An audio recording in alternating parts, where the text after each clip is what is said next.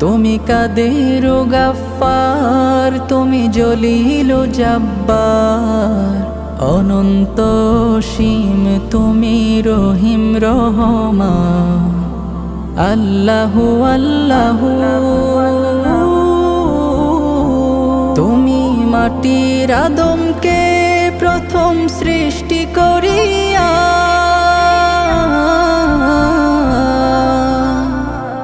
তুমি মাটির আদমকে প্রথম সৃষ্টি করিয়া ঘোষণা করিয়া দিলে শ্রেষ্ঠ বলিয়া।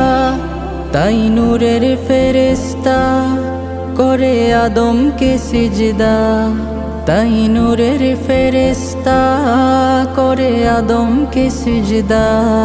তুমি সবার চেয়ে দিলে মাটির মানুষকে সম্মান।